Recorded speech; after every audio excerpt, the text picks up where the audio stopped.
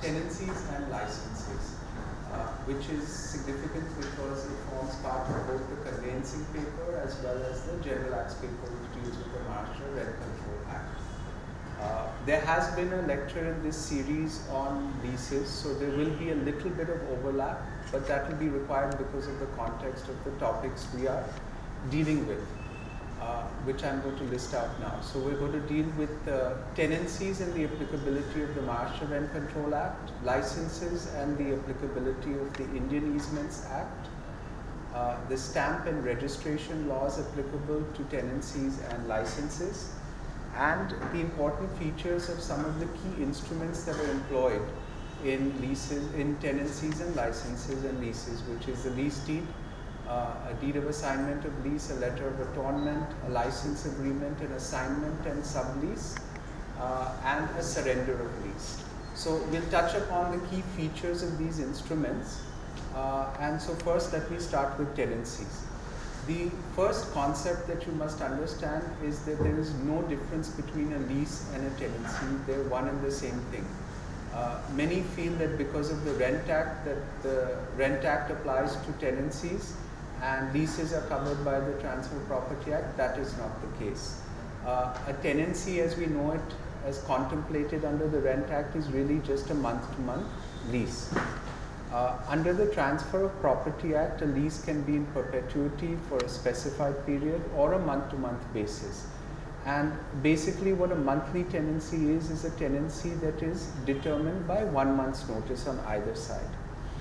The second concept that you must understand is that while all leases and all tenancies are governed by the Transfer of Property Act, only certain leases and tenancies are controlled and governed by the Rent Act, which I will get into.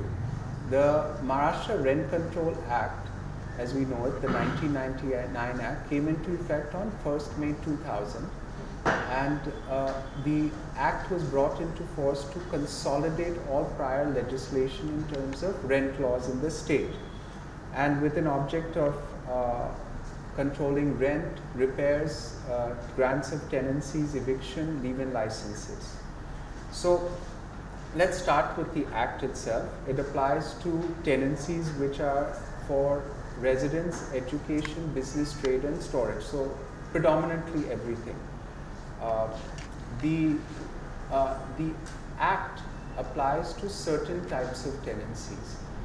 The first types of tenancies are those which were protected under the old Act, which was the 1947 Act, and which continued to be protected under the new Rent Act. So if a tenancy was in existence and protected under the old Act and continued to be protected under the new Act, then the new Act would apply to it. There were certain tenancies that would have been created and in existence at the time the new Act came into force, which because of the exemptions which I'll discuss earlier would no longer be governed by the new Act. The second is tenancies which are created after the Act, certain tenancies which are protected, and certain leases which after their expiry or termination or determination would become technically monthly tenancies that are protected under the Act. So these are the type of tenancies that are covered by the Act. As far as exempted tenancies, the Rent Control Act was a sort of a watershed in terms of rent control in Maharashtra, because the old Act was archaic, it did restrict many things, and it covered most premises. Under the new Act, various tenancies were exempted. So premises which were let out or which are owned by the government, premises that are let or sublet to banks and public sector undertakings, premises let out to foreign missions, multinational companies and international agencies, and most significantly premises that were let out to public or private limited companies having a share capital, a paid up share capital of over 1 crore.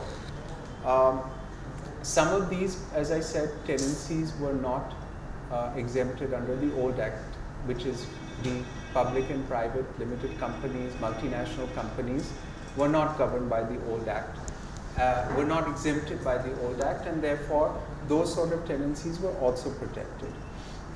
Now, the significance of what an exemption is important in terms of the Act, because the Act really determines how possession is recovered. And if a tenancy is not exempted, then the procedure for recovery of possession is to establish the right. The landlord has to establish the right to recover possession by taking up one of the grounds under Section 16 of the Rent Act. So, the grounds may be unlawful subletting, inducting a third party, willful waste or destruction, of course, non-payment of rent, non-user, change of user. So these are the grounds. So just because a tenancy comes to an end or a lease comes to an end, if it's protected under the Rent Act, the landlord for recovery of possession would have to take up one of the grounds under Section 16, file a suit for eviction, and then wait for a decree. If, of course, a tenancy is exempted under the Act, then the landlord basically is entitled to possession and would have to sue for possession without setting up another ground. So that is a significant difference between a lease or a tenancy which is not governed by the Rent Act and which is governed by the Rent Act. The second major provision which would apply to tenancies governed by the Act and not exempted tenancies is fixation of standard rent. So you may have heard this term during your studies or your practice. Standard rent is basically a rent which is fixed and is not allowed to be increased, except permitted increases which are based on things like increase in property taxes which the landlord can pass on to his tenant. And under the new Act, of course, it allowed a 5% increment from the first year, then 4% every year after that, but not market rent as you can imagine. So therefore, if you're a protected tenant under the Rent Act, you are entitled, if your landlord attempts to increase the rent, to take action in court for fixation of standard rent. There are other protections that are allowed in terms of protected tenancies, like a landlord not cutting off or suspending essential services. I won't go into that. These two are the most important. It's also important to note that while leave-in licenses are to an extent covered by the new Rent Act in terms of certain basic provisions, they are not protected under the Rent Act. The next topic I'm going to discuss in terms of the Maharashtra Rent Control Act is succession to tenancy rights. Now, a lot of people are under the impression that I have a tenancy, I can bequeath it under my will. That is not the case. There is a set system of succession of tenancy which is governed by Section 7, subsection 15 of the Act, which is in the definition of who a tenant is. So for a residential tenement, if a tenant dies, the persons who would become entitled to succession of his or her tenancy rights would be his relative, family member living with the tenant at the time of his death. For a commercial premises, it would be again a family member using the premises along with the deceased tenant at the time of his death. In the absence of such family member who is living or working with the tenant, it would be determined by a court of law. In the absence of an agreement. Now, when we talk about absence of an agreement, if the tenancy agreement does provide, or the landlord has agreed at some point in time to pass on the tenancy rights to some heir or next of kin of the tenant, well then that would necessarily apply. So, as I started off by saying, bequeathing a tenancy right is not permitted, and in fact there is a judgment to the effect that a bequest of a tenancy right would in fact be a breach of tenancy and would be a right then to the landlord to recover possession because of the breach of tenancy. So if you're advising your clients when they're making a will, please tell them not to bequeath the tenancy rights. The next significant change in law under the new Rent Act was the ability of a landlord to create or grant a tenancy for a premium, which was absent under the old Rent Act. So under the old Act, a landlord could collect rent, a landlord could collect a certain deposit, a landlord could take a larger sum of money for constructing the tenanted premises, but he would have to pay back that money by deduction from rent.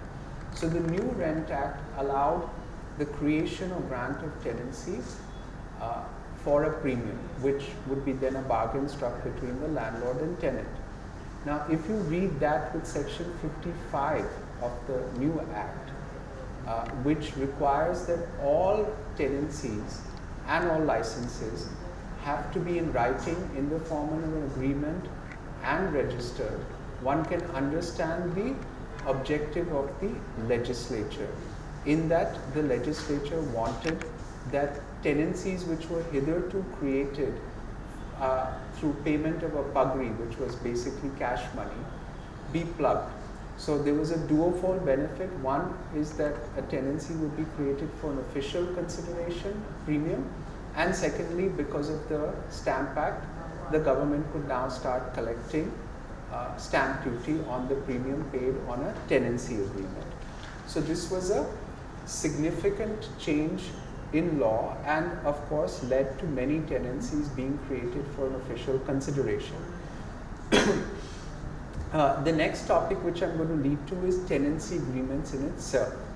Right? Prior to the Act coming into force, the new Rent Act, tenancies were generally created with a very short agreement, or in fact even without an agreement. So what would happen is that a landlord would strike a bargain with a tenant, the tenant would pay pagri, and a rent receipt would be issued. Typically those rent receipts would provide for the terms of the tenancy on the reverse. Now with the new Rent Act coming into force, as I said, all tenancy agreements have to be in writing and registered, and the onus is on the landlord to do that. And the idea of that was that landlords would create tenancies and not enter into an agreement, so the legislature thought it fit that all tenancy agreements, the obligations is upon the landlord to do it. And if the landlord doesn't do it, there are three consequences that will arise. The first consequence is that the landlord can face a penalty. Prosecution is the second one. And the third, which is most significant, is that the true terms of tenancy as alleged by the tenant would supersede any written agreement which has not been registered, which is fairly scary from a landlord's point of view. So basically a landlord has to enter into an agreement and register it, otherwise he will face these consequences. Now we'll touch upon stamp duty, which will end this topic on tenancies, and then we'll move to licenses. So a tenancy, as I said, is a lease, right? So therefore a tenancy will be stamped as a lease under the Stamp Act. Now if you see behind you, the way a tenancy agreement or a lease deed for that matter is stamped is determinate on two factors: the term of the tenancy or lease, and secondly the market value of the premises. So if a lease is less than 5 years, it will be 10% of the market value that would be applicable if it was a conveyance. If it's 5 to 10 years, it goes up to 25% of the market value.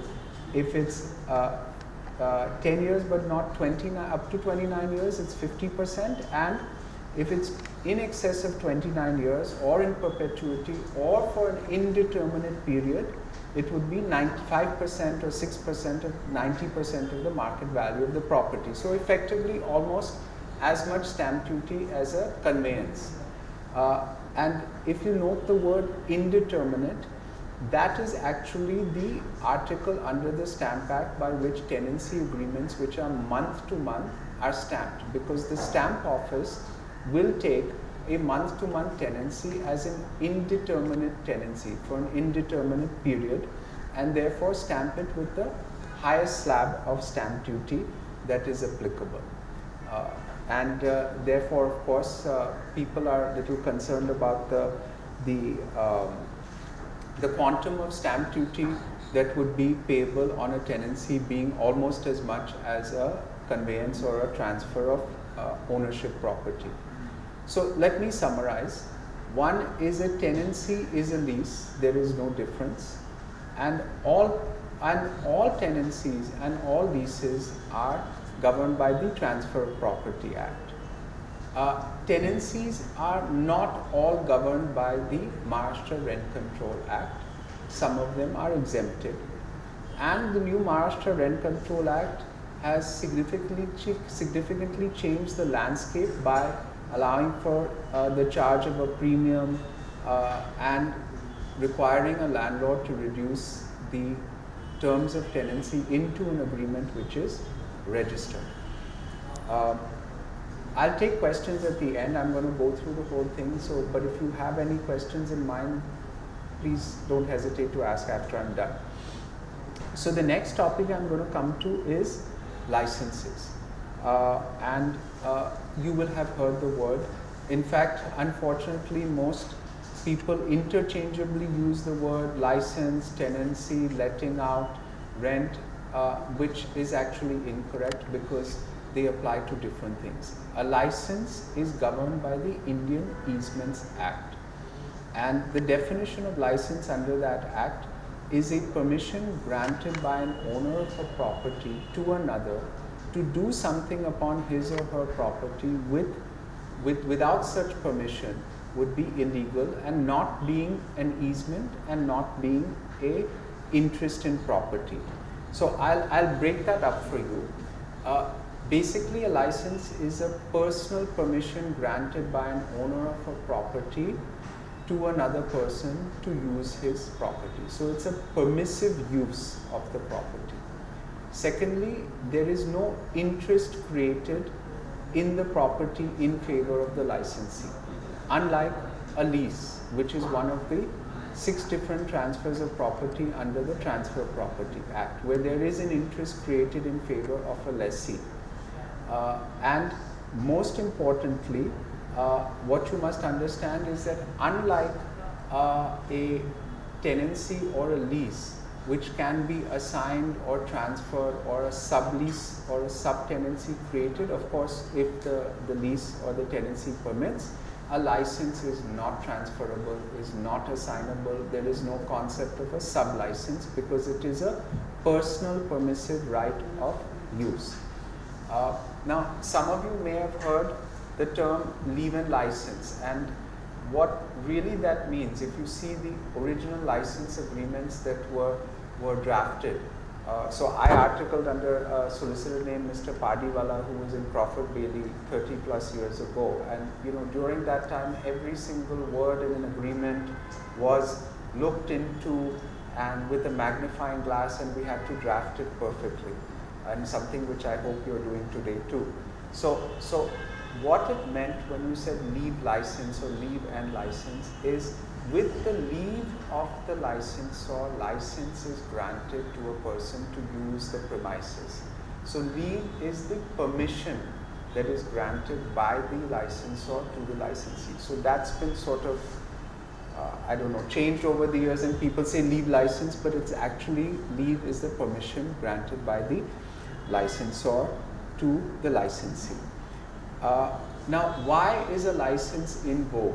What is the reason why people prefer to give a leave-in license as opposed to a tenancy or a lease? Some of it I've already touched upon. No interest is created over the property. The Rent Control Act will not come into force, so nobody can claim protection. And therefore, recovery of the premises becomes easier. It's not instantaneous, but it's easier. So, which is something which I would like to touch upon now, that if a lease or a tenancy or a license expires or is terminated, how do you recover possession? And does the landlord have the right to walk in? Unfortunately, no in all of these cases. So if a lease is not a protected tenancy, then recovery of possession would be by way of filing a suit under the Transfer of Property Act, which would lie, of course, in the small causes court. But as I mentioned earlier, the lessor would not have to set up any of the grounds under Section 16 of the Rent Act.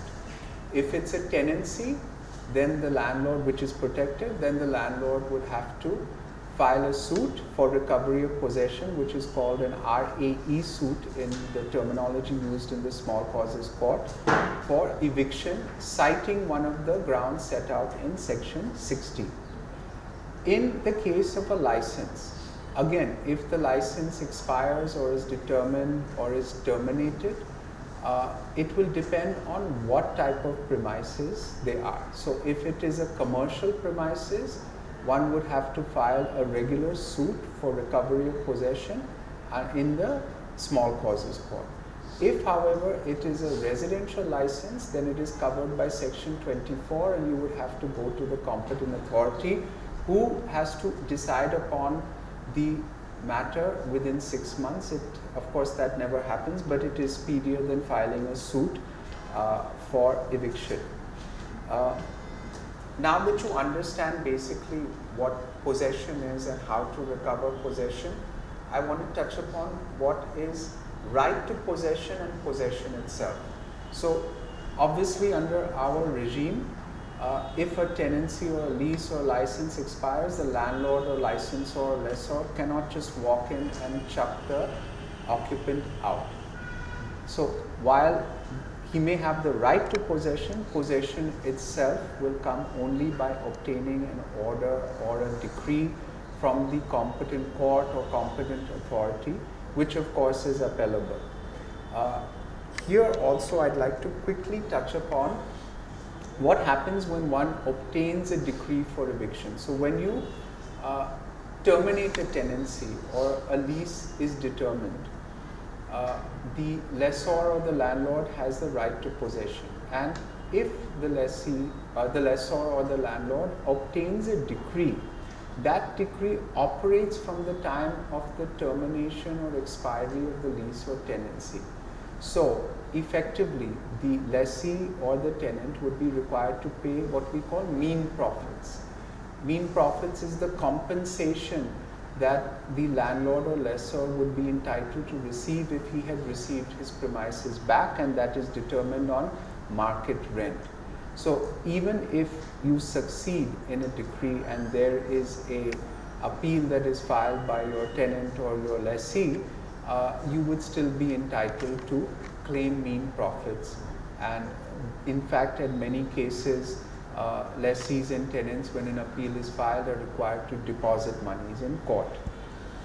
To go back to licenses, you must have heard again in the course of your practice and studies that licenses should be only 11 months, right? You must have heard that, you know, I want an 11 plus 11 plus 11 month. There is no such thing. A license can be granted for any period and even in perpetuity. There is no specific period that is mandated by law. And why did this happen? Well, I'll explain. Is that, you see, under the Transfer of Property Act, and particularly section 107, a lease for more than 1 year or from year to year or reserving an annual rent is required to be registered. So therefore what happened is that lawyers at the relevant time, because they were concerned that even if I enter into a leave-in license, and obviously it was not required to be registered before the Rent Act, the 1999 Rent Act came into force, I want to be absolutely careful. I don't want any implication, allegation or claim that this license is really a lease and it was not registered, and therefore the concept of 11 months, which is exactly 1 month less than the 12-month period, which makes it mandatory to register either a lease from year to year or over a year or reserving yearly rent.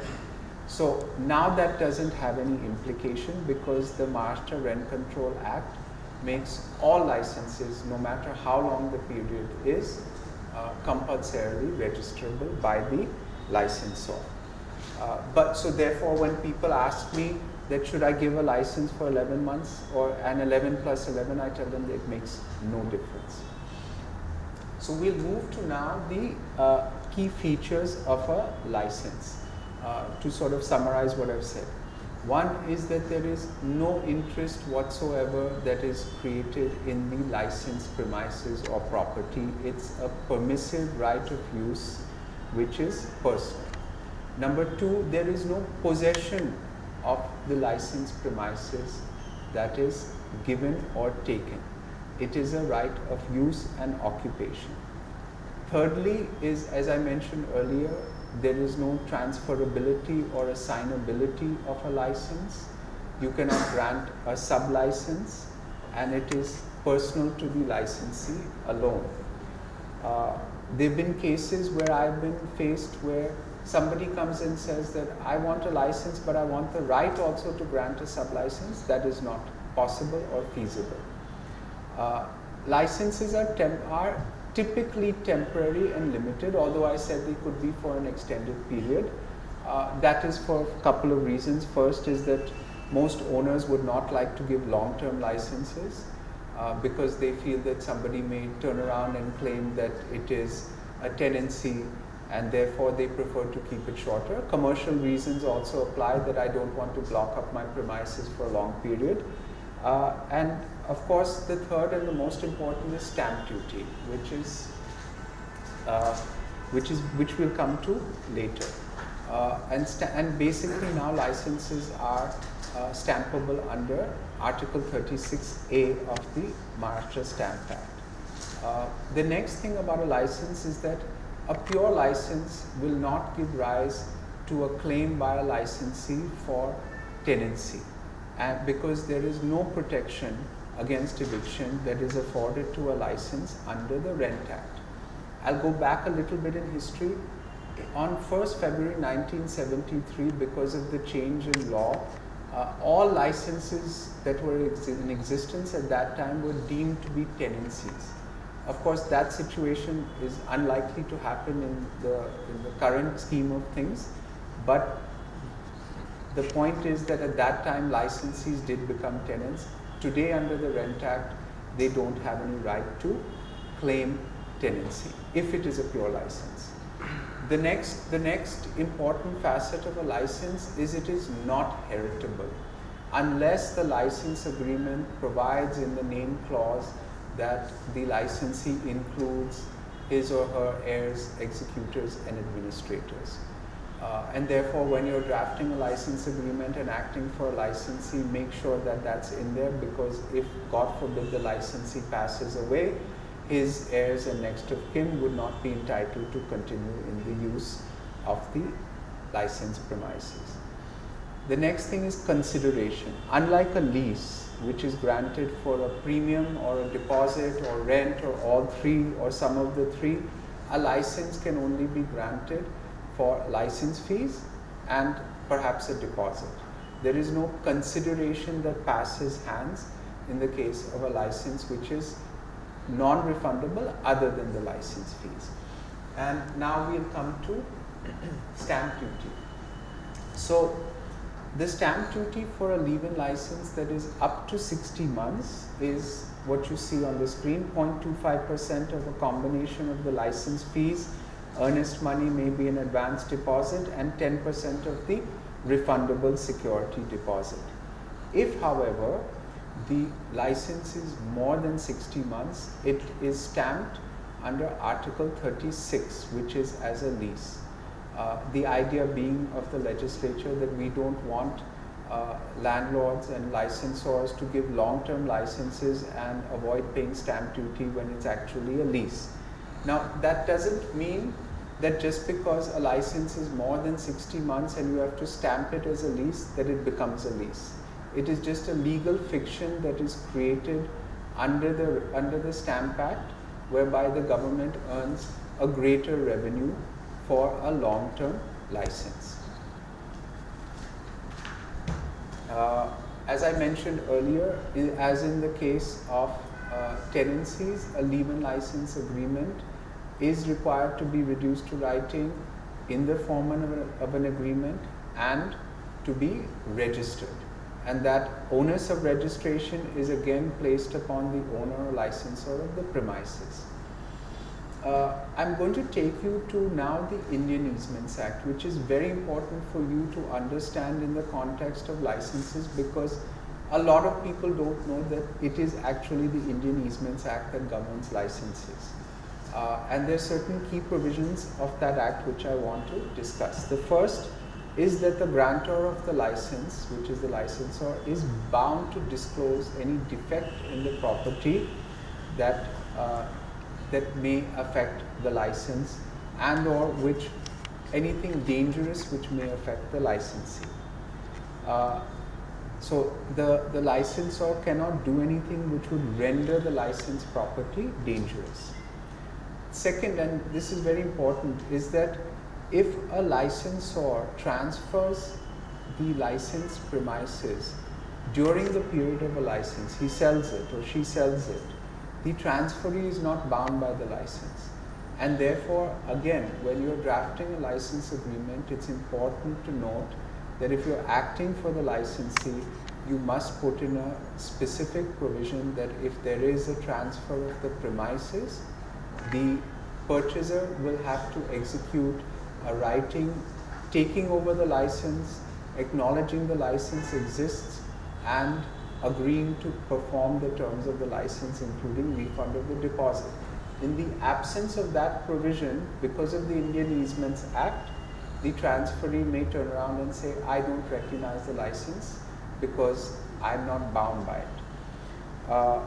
The next very important provision of the Easements Act, that a license is revocable except if it's coupled with a transfer of property, or the licensee has executed a work of permanent nature or character and incurred expenses over the property. So the first is pretty simple. If a license is coupled with a transfer of property, it is obviously irrevocable.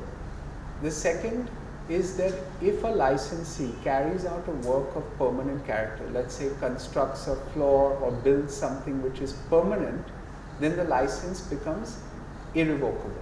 Now there is a judgment to the effect that irrevocability is only during the period of the license. It doesn't mean that it's perpetual, it just means that it's irrevocable during the period of the license. So therefore, again, when you're drafting a license agreement, you must, and you're acting for the licensor, or you must put in a provision saying that the licensee cannot carry out any permanent works upon the licensed premises. A lot of people miss that out, and a licensee can take advantage of that in terms of claiming irrevocability during the period of the license. So, as I explained to you, a license is only a permissive right of use. It's personal, it's not transferable, it's not assignable. You can't grant a sub-license, but it is now compulsorily registerable. The onus is on the licensor to do that, and it is required to be stamped based on the duration of the license and the quantum of license fees. So this is the first part of my lecture where I've discussed the law. And now I'm going to go to some of the key instruments that are employed in these transactions and some of the salient features of those instruments, which hopefully will help you if you at some point come to draft them. I'm going to start off with a very simple one, which is a letter of attornment. And you must have heard that word, attorning a tenancy right.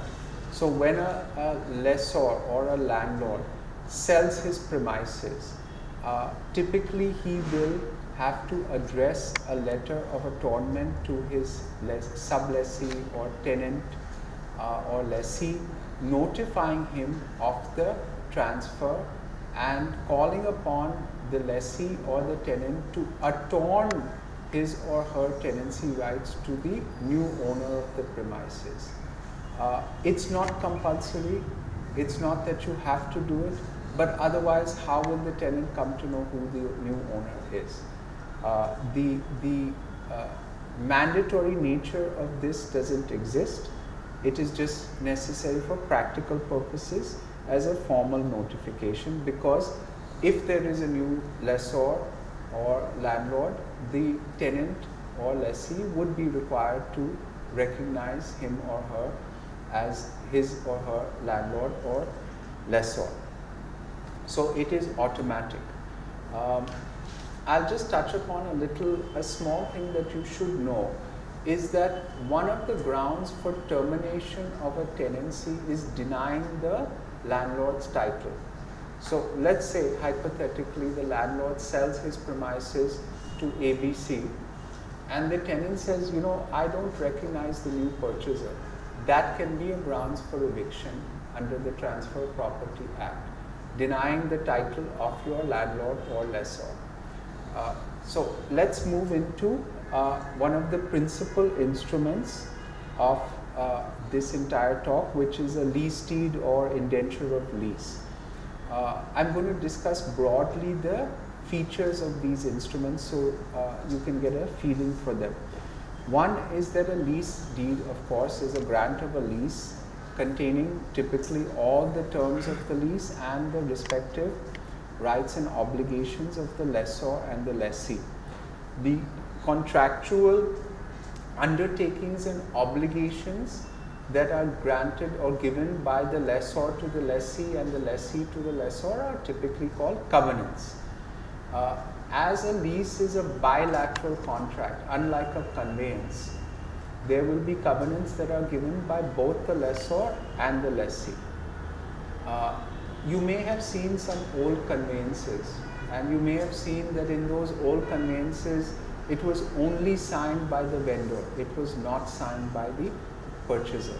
Why is that? Because the purchaser had no obligations or covenants to give to the vendor. It was all one-sided. Of course, that practice has changed. The registrar will not accept a one-sided conveyance, but typically a pure conveyance need not have the purchaser as a party to that.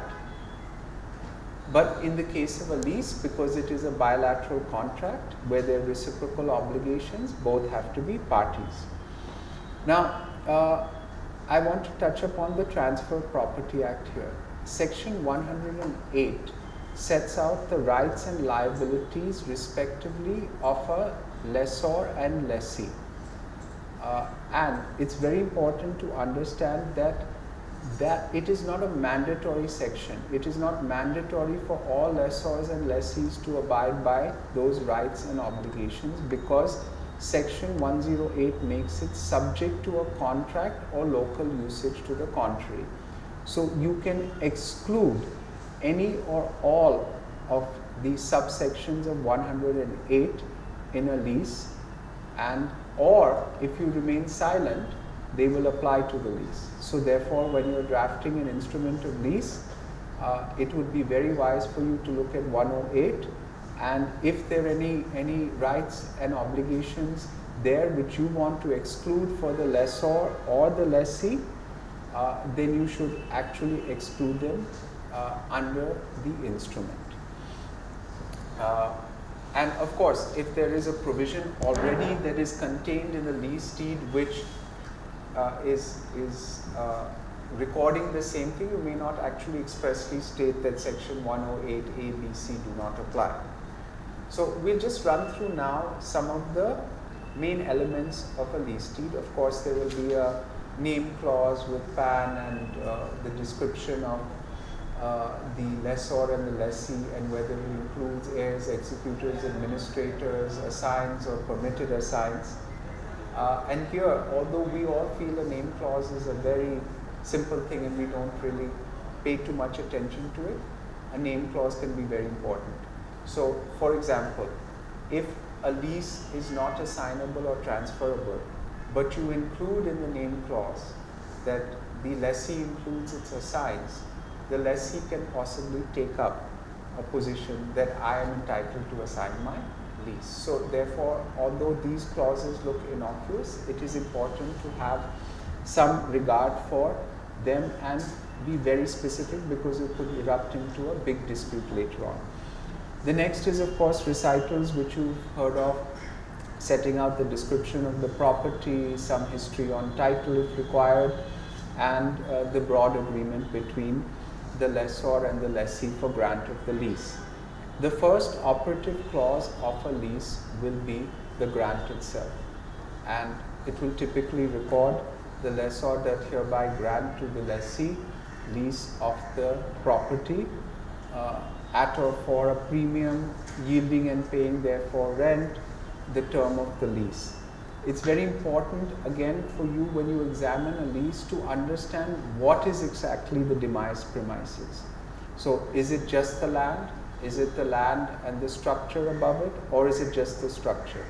So in many leases what will happen is that one will think that it is a grant of the lease of the land, but just language in the operative clause saying together with the buildings or erections now or in future standing upon the land will turn it into a lease of both land and building. So it's a very important key operative clause of a lease. So the next thing is, of course, the covenants. And I'll run through broadly the covenants of the lessee and some covenants given by the lessor. So the first covenant will obviously be payment of rent in whatever frequency and on whatever date the lessee is required to pay, and the lessee will covenant to pay that rent. The next will be, of course, keeping the demised premises in good order, repair and condition, protecting it. So whatever covenants the landlord wants in respect of protecting his premises. The third, of course, is the covenant as far as the use of the premises. So the lessee will typically covenant as to what he is entitled to use and that he will only use it for that purpose. Covenants would be included on compliance with laws, perhaps building control regulations if it's a building lease, covenants to ensure, covenant to yield up possession on the expiry or termination or earlier determination of the lease. Again, it's very important when you are advising a lessee or a lessor for that matter on the covenants in case a dispute arises. So even a covenant like insurance can give rise to a termination of a lease. One will think that what is insurance and how is it significant? But if there is a covenant on the part of the lessee to insure the property and he doesn't insure the property, then the lessor has the right to terminate the lease on that ground because it is not a breach which is capable of being remedied. The other covenants or provisions of the lease will be the lessor's power to inspect, a covenant on the part of the lessor for quiet enjoyment, which is under 108C of the Transfer Property Act. And you may have read this in some lease that if the lessee observes and performs the covenants of the lease and pays the lease rent, the lessee will be entitled to peaceably and quietly use the demised premises during the term of the lease. So this is a covenant on the part of the lessor not to disturb the lessee's enjoyment of the demised premises as long as the lessee complies with the terms of the lease. Typically there will be in a lease a provision for forfeiture and re-entry in case of a breach of the covenants of the lease by the lessee. Some of the more modern leases will also have a bilateral covenant where the lessee also has a right to terminate in case of a breach by the lessor. There may be a covenant for renewal if the lessor and the lessee arrive at that bargain. Bear in mind that if you put in a renewal provision for a period that is in excess of what is originally demised, the stamp authorities will stamp it for the renewal period as well. And then of course you'll have the stamp duty, registration, testimonial and attestation clauses. These are the basic elements of a lease. Obviously, depending on the nature of the premises, the nature of the lease, you may have more complex provisions, but these are the most principal provisions that one would look at in a lease. So I'll move on to the next topic or the next instrument, which is assignment and sublease. Again, assignment and subletting are often interchangeably used. People use it as if it's one and the same thing, which is incorrect. An assignment of a lease is in fact a transfer of that lease by the lessee to the assignee of that lease, where typically the lessee will step out of the picture and the assignee will come into the picture, whereas a sublease is a grant of an inferior right by the lessee to a third party to use the premises. That sublease may be for exactly what the unexpired residue of the term of the lease is at that point, or it may be for a shorter period. It may be for the same terms and conditions that the head lease has been granted, or it may be with more restrictive conditions or other conditions attached. But a sublease can never travel beyond the covenants and conditions of the lease itself. So if the lease, for example, prohibits the use of the premises for anything but residence, a sublease obviously cannot be granted by the lessee for commercial purposes. Right? So therefore, the difference between an assignment and a sublease is, one is an absolute transfer, and the second is the grant of an inferior right. And in the case of a privity of contract, the lessor who is granted the lease and the sublessee will have no privity of contract between themselves. So if there is a breach by the sublessee of the sublease granted to him, the head lessor would be entitled to take action against the lessee if there is a breach of the covenants of his lease, right? And therefore there would be no direct privity or reciprocal obligations or liabilities between the head lessor and the sublessee, unless of course they have agreed to that. Now we'll come to the actual question of whether a lease is assignable or not. So I talked to you a little bit about section 108 of the Transfer of Property Act. I'll come to section 108J, which is very significant in understanding whether a lease is assignable or not. So there will be three types of leases. The first, which are, there is an absolute bar and prohibition to assignment, and the lease will record that and say the lessee is not entitled to assign or transfer or sublet or part with the possession of the demised premises. In that case, the lessee is neither entitled to assign nor is the lessee entitled to grant a sublease.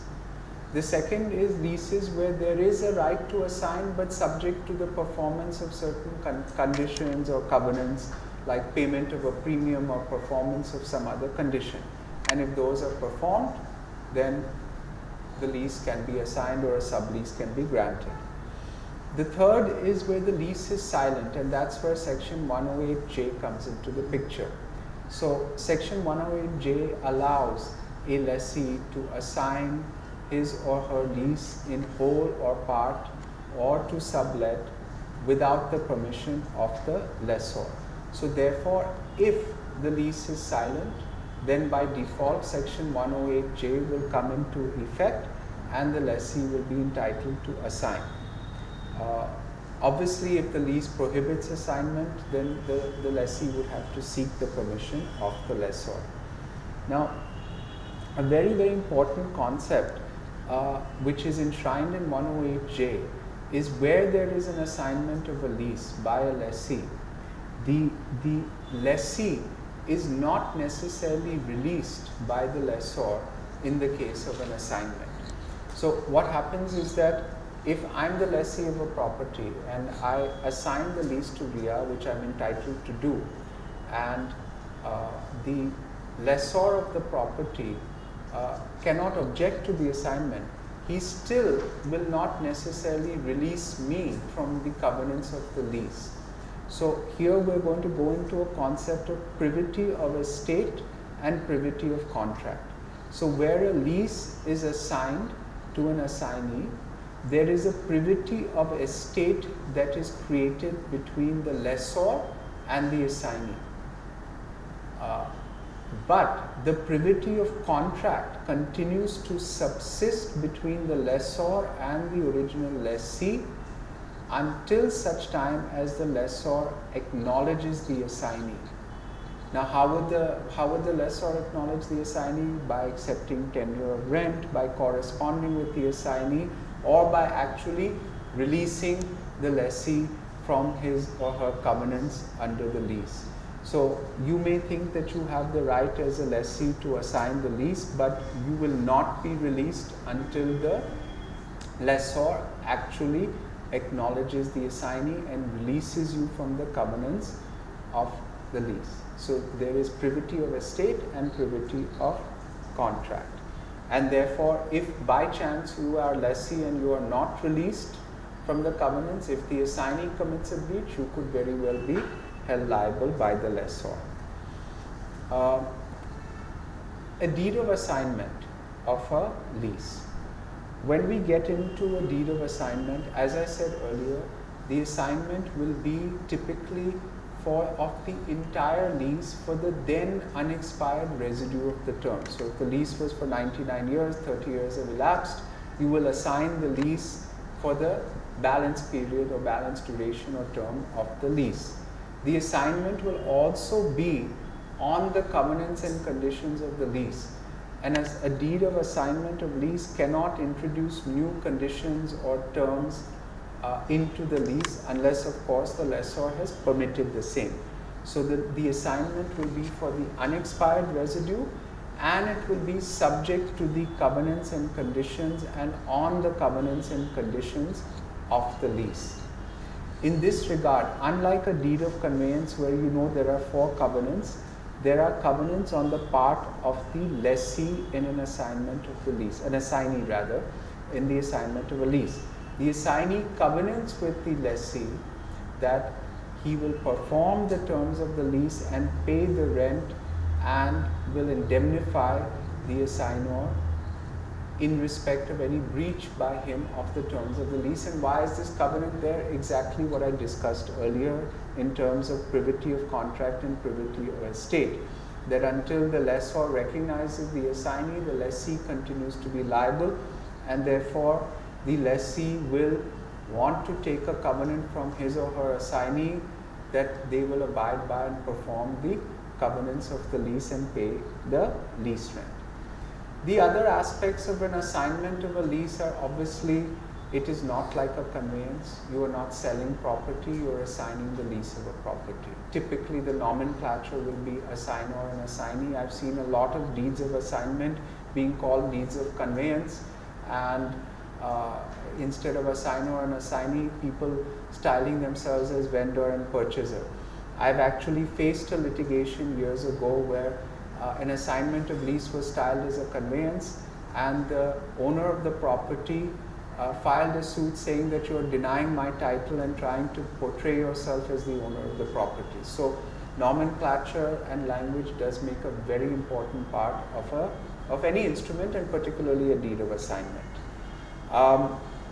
Since we've covered lease deed, I'll quickly touch upon a tenancy agreement as we normally know it in custom and practice in Maharashtra and Bombay. So there's not much real difference between a tenancy and a lease deed and a tenancy agreement. They both basically set out the rights, obligations respectively of the landlord and the tenant, the fact that rent has to be paid. If a premium is paid, then the premium. If a deposit is paid, then a deposit. From a nomenclature point of view, most tenancy agreements will have landlord and tenant, tenanted premises or tenement, as opposed to demised premises, which is the language used in a lease. Now, if it is a pure monthly tenancy, that is month to month, then there will be no term that will be set out in the tenancy agreement. It will purely record that the landlord is letting out the premises to the tenant, and there will be a provision for determination of that tenancy by 1 month's notice, and that's what a monthly tenancy is. So otherwise, a tenancy agreement will typically set out similar covenants that one would see in a lease: termination provisions, user of premises, maintaining the premises, complying with law. Another part of tenancy agreements typically which you will see by custom here are that most of them are not transferable or assignable unless the landlord and tenant have arrived at a bargain for doing so. So a pure simple tenancy agreement will prohibit assignment, subletting, parting with possession. But otherwise, as I said, it's more or less in line with a lease because it is a lease. We'll move next to agreements of leave-in license. And this is one instrument which I would urge you to be the most careful of in your practice, because a lot of people are very fast and loose with the language that you will see in an agreement for leave-in license. They will say rent, they will say possession, they will put in language that denotes that it is a tenancy.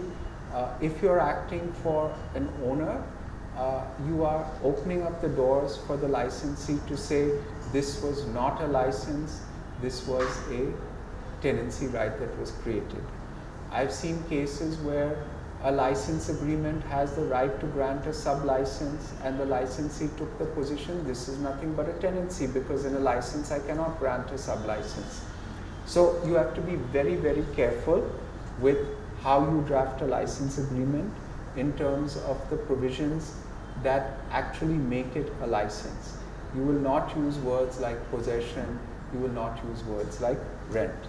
Other than that, the license agreement will set out all the terms of the license. Earlier on, because of our property tax issues in Bombay, license agreements were typically split up into different instruments. So you'd have a license agreement, you'd have a services agreement, you'd have a deposit agreement, because you didn't want the municipality to know exactly how much you're collecting.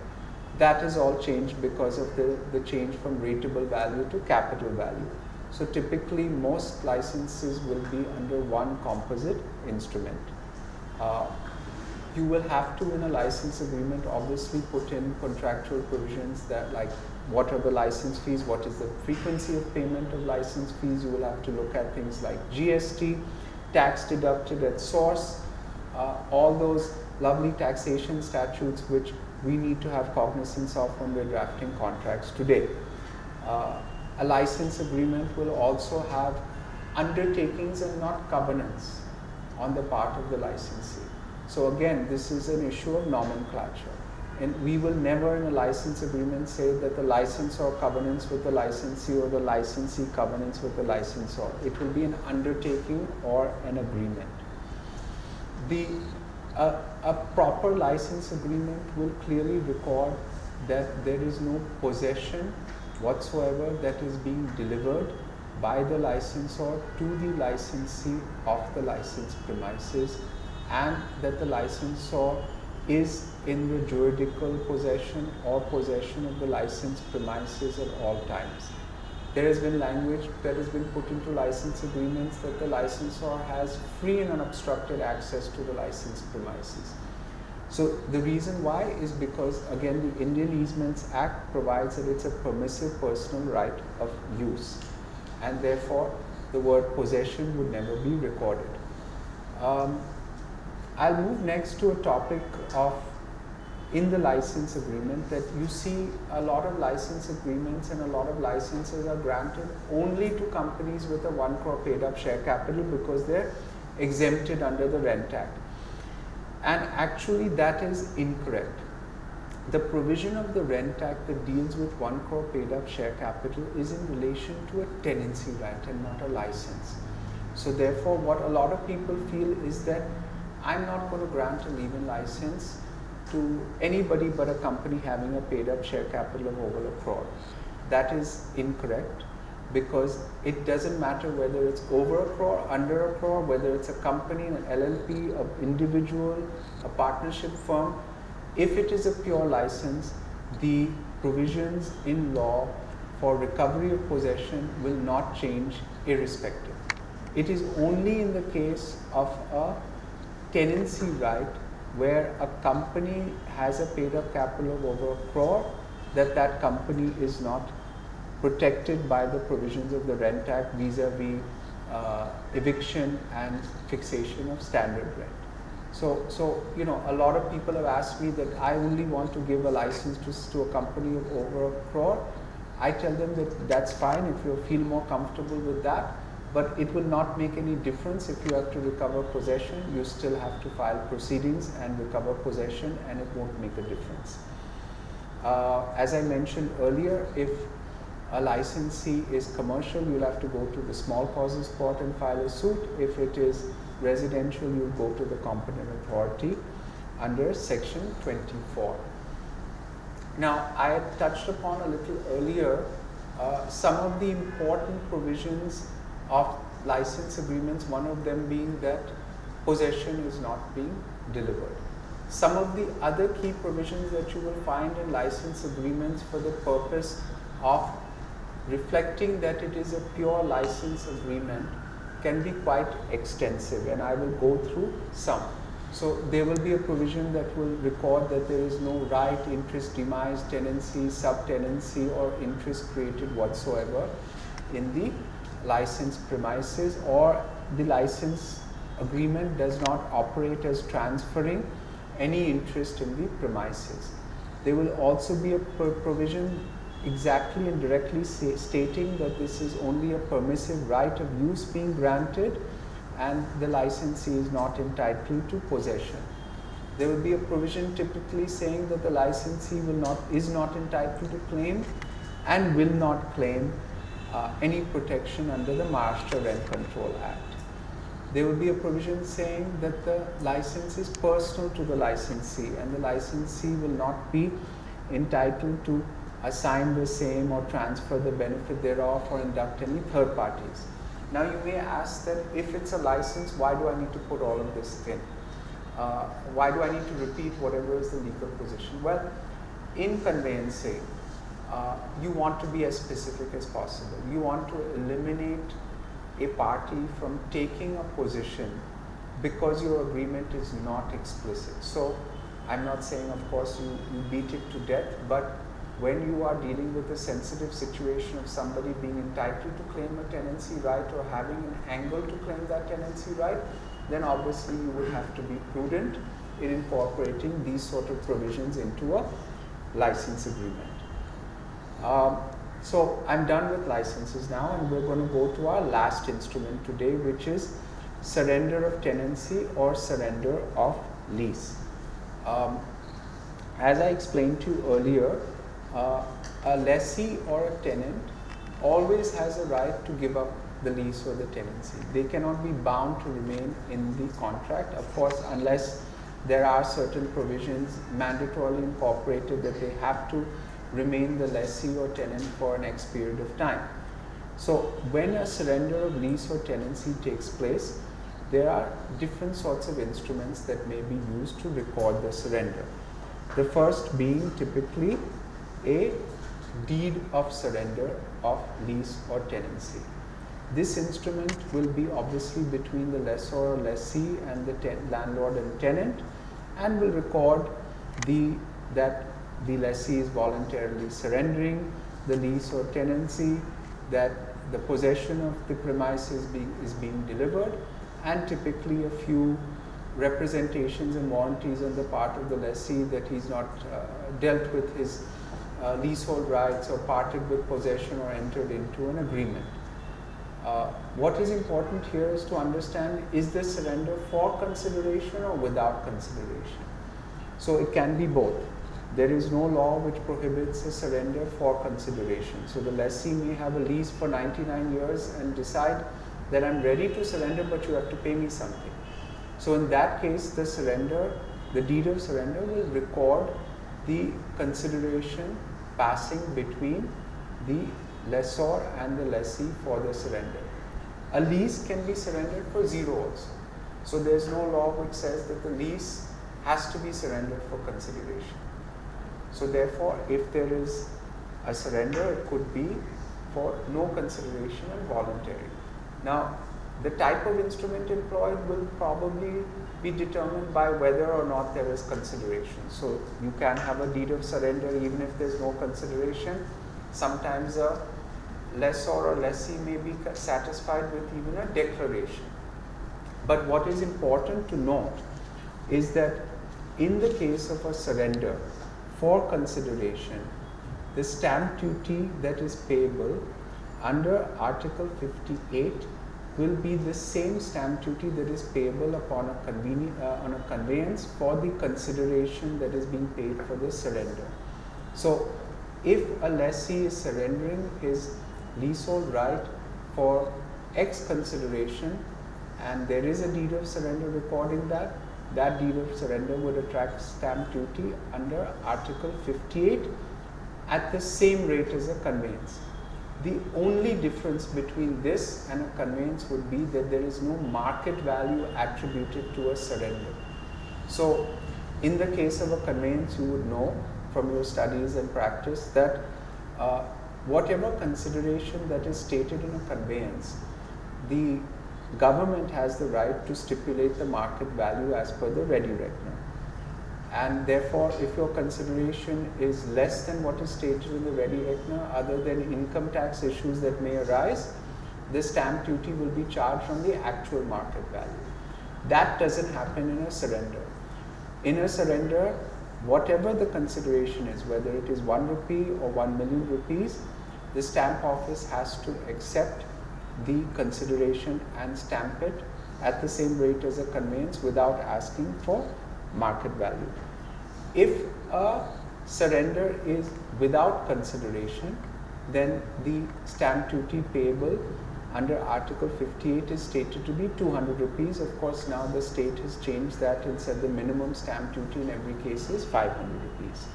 So, if it's for consideration, to sum up, it will be based on the actual consideration and stamped as a conveyance. If there's no consideration, it will be 500 rupees, and that ends my lecture today. If you have any questions, please don't hesitate. Yeah. So, just a question. What happens when, so there are two situations now, before getting into a deed of lease, the lessor gets into a mortgage with someone else, with a financial institution, and then he gets into a lease deed with a lessee. So what happens to the rights of the lessee when the mortgagee wants to enforce the mortgage?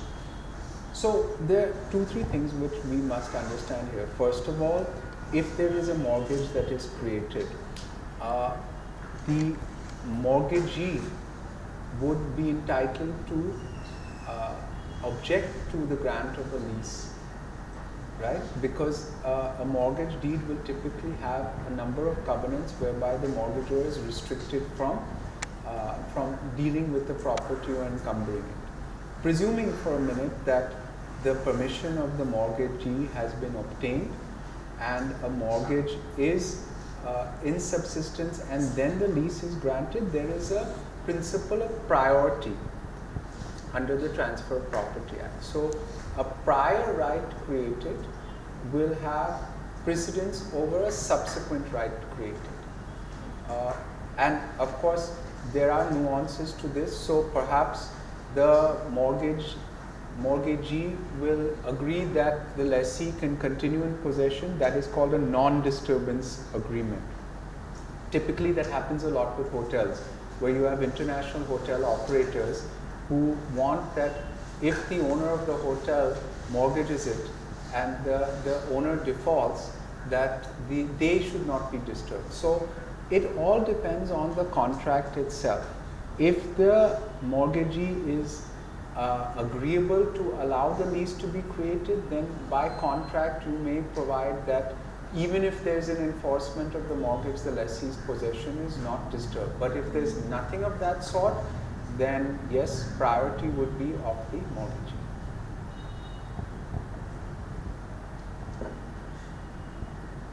What is the difference between license in perpetuity and a lease? A license in perpetuity and a lease. That's interesting. So effectively and you're talking about a lease in perpetuity also? Okay. So effectively that doesn't change the nature of the interest that is created. If it is a pure lease in perpetuity, the lessee has an interest in the property. If it is a license, it may be for 999 years or in perpetuity.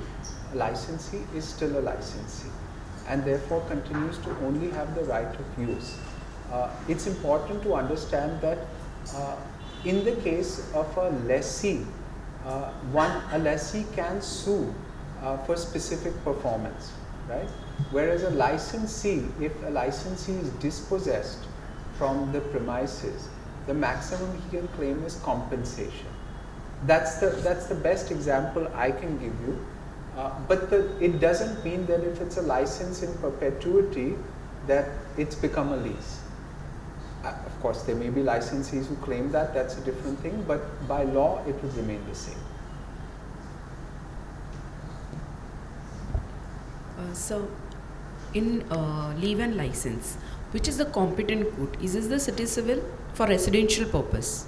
It is a competent authority which is a government officer under section 24 if it's residential, and if it is a commercial premises, then it is the small causes court, because there is the Presidency Small Causes Court Act which confers exclusive jurisdiction on the small causes court. If, however, somebody is a rank trespasser, right, not under an expired or terminated tenancy or license, then you would go to the city civil court. Okay, only in case of trespassing. In the case of a trespasser, yes. Otherwise, the competent authority for residential, you are saying any is officer? Is the government appointed? There is an officer appointed by the government. The registrar? No. There is a separate competent authority which actually, I believe, has offices and which hears these proceedings. It is a government appointed officer under section 24. And one more thing, in leave and licenses, now it is a standard, the agent is involved, and there is a standard, even in their website, they have the standard format. Yeah. So we have to stick to that. No. Very, very limited scope. If you opt to do the online leave-in license, then yes, you have very limited latitude to alter that. Right. But there is no law which says you have to do that. So you can have your own leave-in license agreement. Okay. It depends, right? There are many owners who have limitations in terms of their capability of going to a lawyer and having a license agreement drafted. The legislature is just trying to make it easier for those people who don't have access to legal support or cannot afford it to have a simplified way of granting a license. Okay, thank you. Suppose if a building collapses, it's in a dilapidated state. Hello. Suppose if a building collapses due to it is in a dilapidated state, will the tenancy survive? Yes, there is a judgment. There's an old judgment that I think it was the 50s or 60s where there was floods in Pune and certain buildings collapsed which were tenanted, and this matter of whether the tenancy. I'm talking including of Pagdi system. Yes, yeah. I'm talking only of Pagdi. So if there is a tenant of a building that has collapsed, the tenancy rights do not extinguish. And the judgments are to the effect that when the building is reconstructed, the tenant would be entitled to similar premises. So it doesn't extinguish. Otherwise, you'd see a lot of landlords blowing up buildings in Bombay. Okay. The second question is, the phrase, I mean, it may sound a bit this thing, the phrase conveyance, whether it also includes transfer of ownership as well as transfer of lease. I didn't understand it. So you're saying whether conveyance the word conveyance would operate also to cover an assignment, transfer of ownership right as well as a transfer of a lease in the same instrument, or not in a different instrument. Different instruments. See, look. For instance, I'll give you an example. Like for instance, the land belongs to a collector. Okay. And or it belongs to a private party. Okay. He's a lessor, whether he can transfer it and whether that transfer gets included in the phrase conveyance. That is what I'm asking. So, let me try and answer that in a different way. Indian law recognizes duality of ownership, unlike English law, where the owner of the land and the owner of the structure on the land have to be the same. Okay. But Indian law recognizes that Ria can be the owner of the land and I can be the owner of the structure upon that land, right? So therefore, let's say hypothetically there is a lease of land which is a pure ground lease. It's only a lease of the land, and I take that lease and I construct the building. I would be the owner of that building and the lessee of the land. Now, if I were to transfer that, it wouldn't be entirely a conveyance and it wouldn't be entirely an assignment of a lease. So, typically from a conveyancing practice point of view, one would call it a deed of transfer, and you would split up and say, I'm assigning the lease and I'm conveying the building. Does that sort of answer your question? Okay. Okay. Yeah.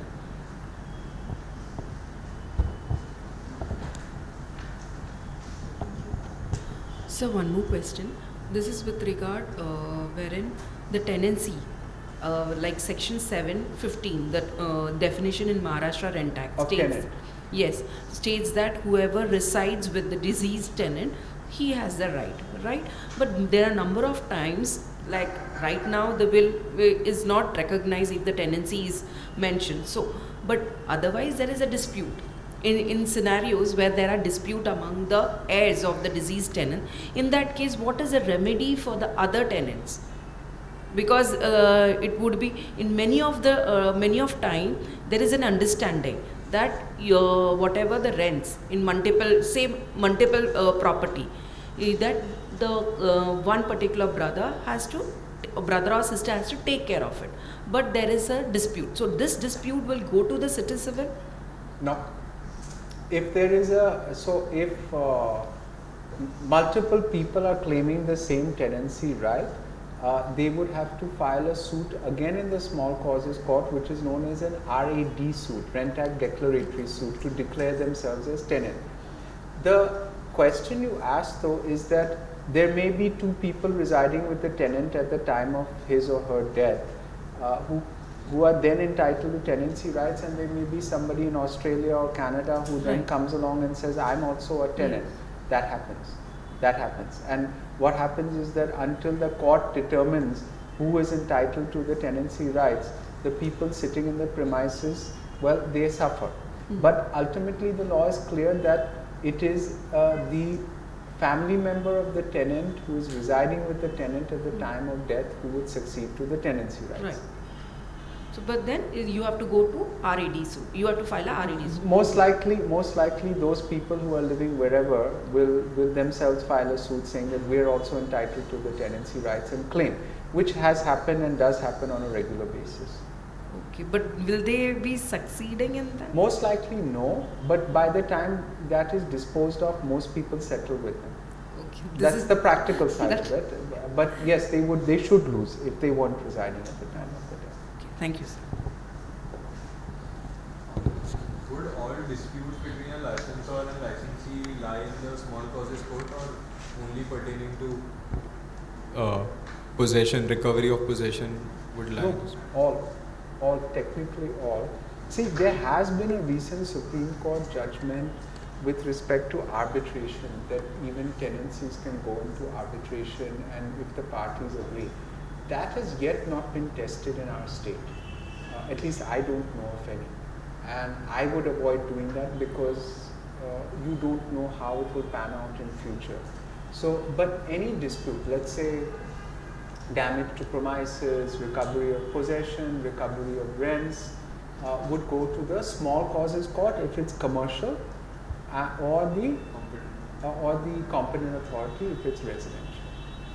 And is there any provision governing what the license fee should be or can be, or there's no limit to that? It can be 1 rupee, it could be 10 million rupees, that's the bargain. I mean, I can't answer from an income tax perspective, that's different, but legally there's no upper limit, lower limit, no bar.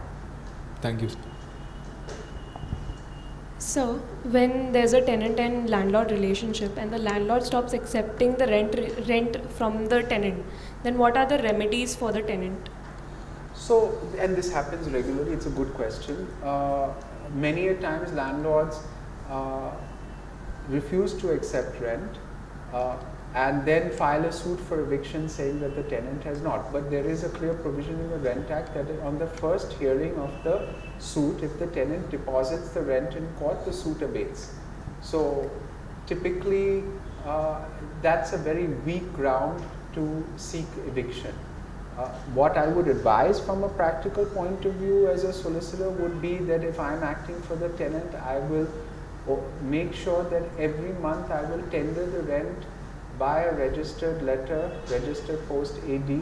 Even if he returns the letter or he doesn't deposit the check, I have evidence that I tendered the rent. Now, if he didn't accept it, he didn't accept it. Okay, sir. Thank you. Sir, can you shed some light on the aspect of tenants in redevelopment? Tenants in, you're talking about a 33(7) under the development control regulations, MADA and the MADA scheme for redevelopment. So somewhat, but for example, I have a developer as a client and they are willing to redevelop a building which is primarily consisting of tenancies. So what documents need to be executed? Will there be a TAAA or a PAAA? Can you dwell in? So that very much is determined by whether it is first of all assessed property, right? If it's assessed property and the landlord is redeveloping the same under 33(7) of DCPR, then there is an entire system where you go to MADA, you get the tenant's NOC, then you have a PAAA, right, whereby you promise them new premises, rehabilitation premises on ownership basis. If it's not assessed property, it could be done in many different ways. You could have a development agreement where the tenants are joined as parties and they agree to take premises. There is a provision under the Rent Act also where a landlord can evolve a scheme for redevelopment of his property and file proceedings in the small causes court, where he then evicts the tenants during the period of the redevelopment. They have to find their own accommodation, but he has to give them back their same premises in the new building on tenancy basis. So that's another scheme which is not very regularly used, but you could effectively do that. And in fact, a couple of landlords have done it when tenants have started to be very unreasonable or difficult. They file a suit because in those circumstances, the tenant has to find his own alternate accommodation at his own cost, and he'll go out and come back only to a tenanted premises. So it depends very much on the type of scheme you're talking about. But typically, yes, a PAAA would be an ideal instrument. Thank you, sir. Sure.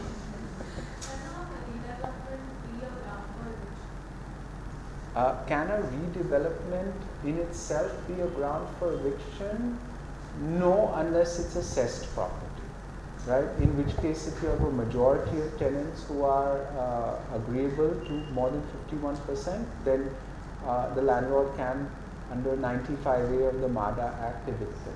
But it's not a ground for eviction.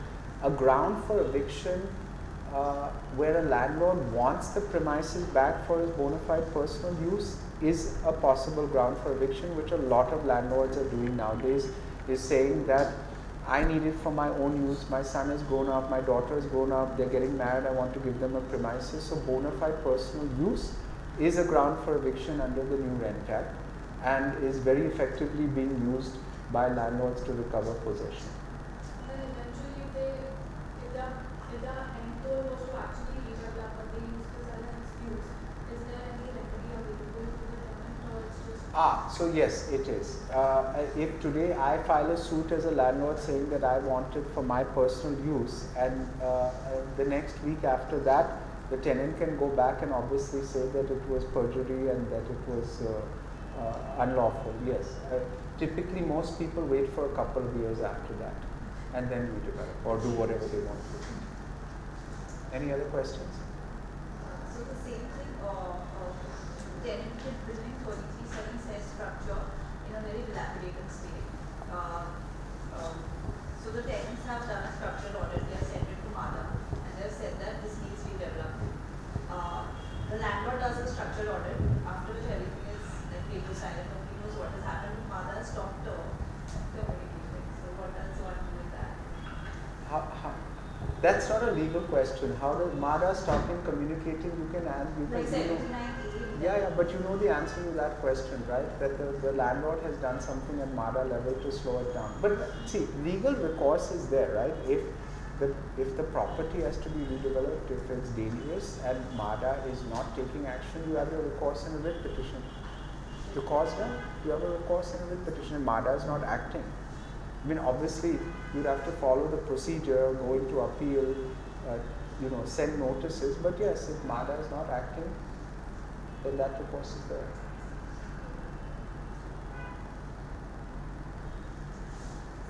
So, is there a concept such as when there is a redevelopment of a tenanted premises, it becomes an ownership after the redevelopment? Yes, under the MADA redevelopment scheme, it's ownership. It becomes ownership. That entire 33(7) development control regulation of redevelopment of cess properties is that the tenants get back new premises on an ownership basis. Yeah. Yeah. Thank you very much, Viren, for a very informative lecture and also for answering all the questions. I think very satisfactory to respond to. Oh, thank you. That's very nice. Thank you everybody for coming. I hope it was helpful.